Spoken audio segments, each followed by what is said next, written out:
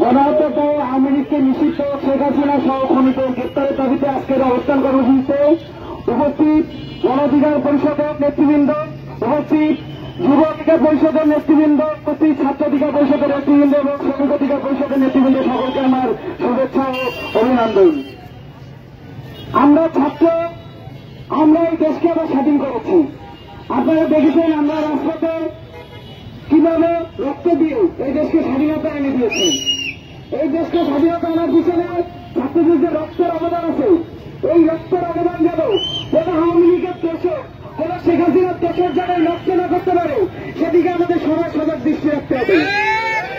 আমরা বলতে চাই, আমরা ছাত্র নেতৃত্ব নিতে পারি, আমরা এই তরুণ সমাজ, আমরা এখন রাজনৈতিকভাবে সচেতন হচ্ছি। আমি খুলনা বিশ্ববিদ্যালয়ের শিক্ষার্থী। আমরা খুলনা শহরে যখন এইখান থেকে এই কোটা বিরোধী বৈষম্য বিরোধী আন্দোলন শুরু হয়, আমরা প্রথম থেকেই অগ্রভাগে থেকে খুলনার নেতৃত্ব দিয়ে গেছি। আমরা দেখেছি ওই সময় এই সারা দেশে খুলনার পরিস্থিতি যদি ভালো থাকে, সারা দেশে আমাদের ছাত্র ভাইদের উপরে কিভাবে নির্মমভাবে গুলি চালিয়েছে এই সরকার। এই খুনি হাসিনা এই দেশকে অর্থনীতি করার জন্য এই দেশের মানুষে তাদের প্রাণ বিলিয়ে দিয়েছে।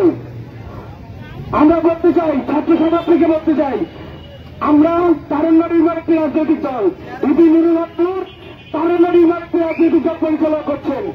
আমরা বাংলাদেশের মানুষকে আহ্বান করব, যেহেতু আপনারা নতুন কিছু দেখতে চান, তারুণ্য নির্মাণ কোনো কিছু দেখতে চান, আপনারা বাংলাদেশ গণ অধিকার পরিষদের সাথে যুক্ত হন, রাজনৈতিকভাবে সচেতন হন। রাজনৈতিকভাবে যদি তরুণরা যদি রাজনৈতিকভাবে সচেতন না হয়, তাহলে এই দেশ যদি পরিবর্তনের যে আমরা আশা করছি, এটা কোনোভাবেই সম্ভব না। তাই আমাদের সবাইকে রাজনৈতিকভাবে তরুণ প্রজন্মকে রাজনৈতিকভাবে সচেতন হতে হবে।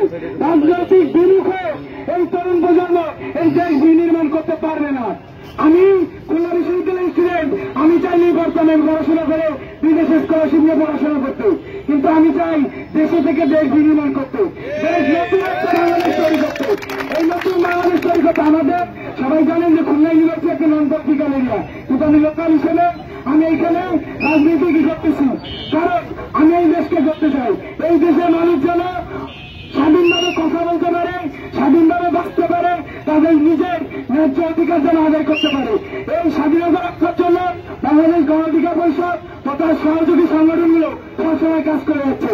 আমি বলতে চাই, আমাদের যে তারুণ্য নির্ভর রাজনীতি, আসিফ ভাই রয়েছে, নাইক ভাই রয়েছে, ভাইরা কিন্তু এই তারুণ্য নির্ভর রাজনীতি থেকে উঠে আসছে। বলতে চাই, গণ অধিকার পরিষদে কিন্তু তাদেরই ছিল, তাদের বদলা চালানো ছিল। সেইখান থেকে বিভিন্ন ভাই 18 সালে এই বীজ ভবন গঠন করে দিয়ে যায় এই কোটা সংস্কার আন্দোলনে। সেইখান থেকেই সেই বীজ থেকে আমরা আজকে 2024 সালে গণঅভ্যুত্থানের মাধ্যমে বাংলাদেশকে স্বাধীন করতে পারছি। তো বিভিন্ন এই যে অবদান, তার যে ত্যাগ, এটা আমরা অস্বীকার করতে পারবো না। বাংলাদেশের মানুষ দেখেছে বিভিন্ন ভাই কিভাবে মার খেয়েছে, কিভাবে মার খেয়ে এই স্বৈরাচারের বিরুদ্ধে কথা বলেছে। আমাদের উচিত, আমাদের প্রত্যেক জায়গা থেকে আমরা যখন স্বৈরাচার সরকার ছিল, যখন এই স্বৈরাচার সরকার ছিল বাংলাদেশে, তখন আমরা কথা বলে গেছি। আমরা কোনো লিয়াজু করিনি এই স্বৈরাচার সরকারের সাথে।